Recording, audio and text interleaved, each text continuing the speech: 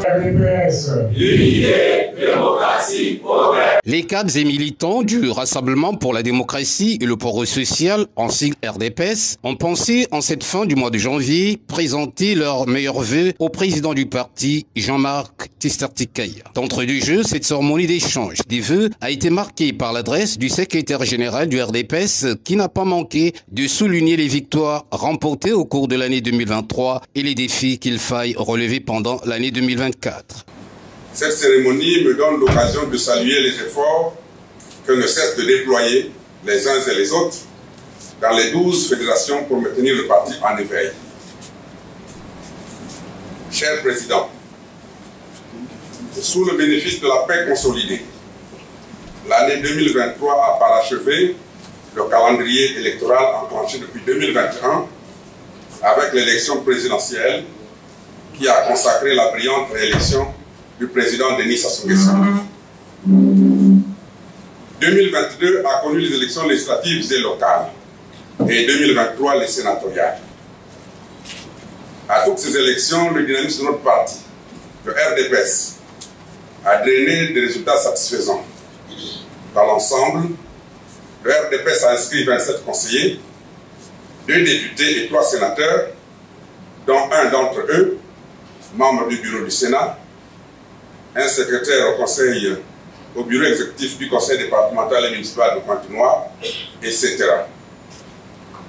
Cette moisson laborieuse nous consolide certes dans le groupe de tête au sein de la majorité présidentielle, mais reste insignifiante au regard des attentes de notre base, plus particulièrement celles juvéniles.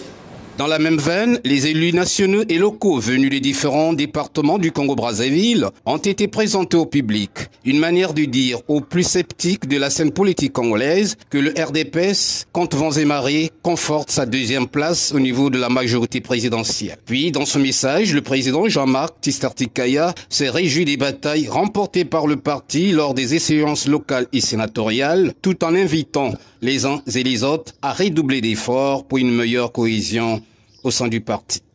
Au niveau interne, nous devons embrasser l'ordre d'une ère nouvelle, laissant derrière nous les ans de 2023, vers un cycle qui se referme pour laisser place à un nouveau chapitre de l'existence de notre parti. Le RDPS a récemment soufflé ses 33 bougies, marquant ainsi la relative jeunesse dans le théâtre de la politique nationale. Notre organisation a tissé un chemin parsemé de triomphes, mais aussi d'échecs, incarnant ainsi la dualité inhérente à toute entreprise humaine.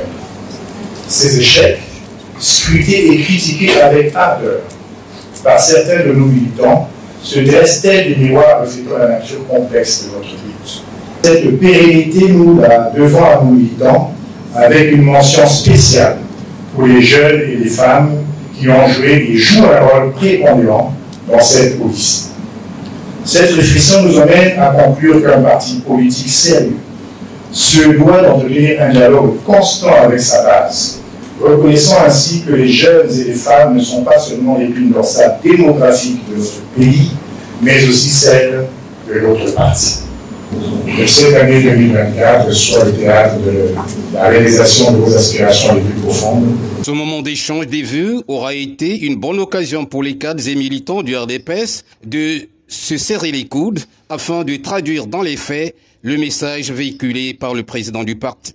Il s'agit pour le RDPS qui a en son sein une branche appelée JRDPS qui traite des questions proprement liées à la jeunesse, de se retrouver, comme qui dirait, autour de la table pour ensemble, avec le président du parti, regarder toutes les problématiques liées à la jeunesse, trouver des solutions, des approches de solutions, et au regard de la volonté politique exprimée par le chef de l'État, accompagner justement le chef de l'État dans la concrétisation, la réalisation de ce vœu qu'il a prononcé à l'occasion de ses vœux de fin d'année.